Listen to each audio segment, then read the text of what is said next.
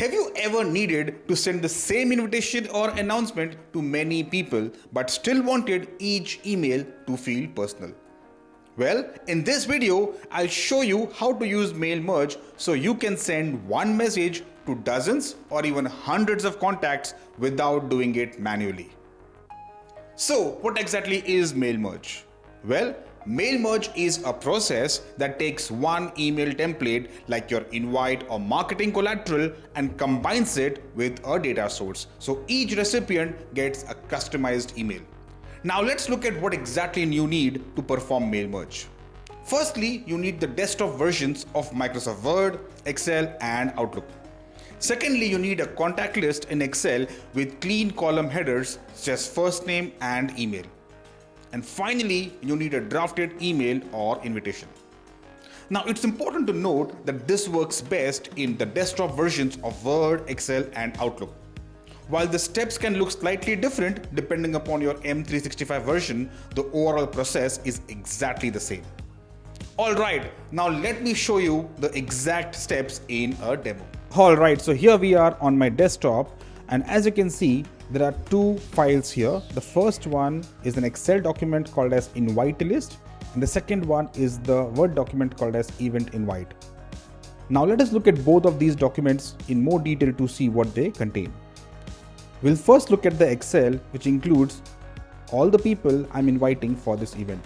Here we have four main columns: the first name, last name, email, and designation.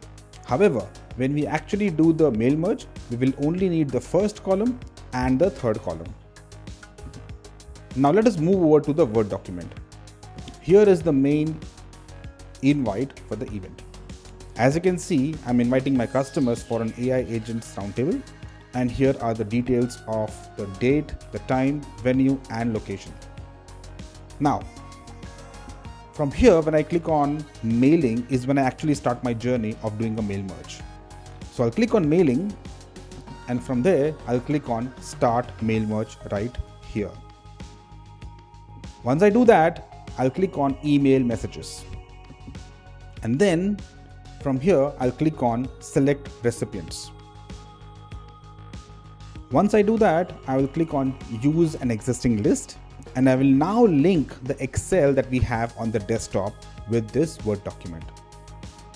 When I click open, it will read the Excel, and I'll click OK, and now the Word document and the Excel are linked.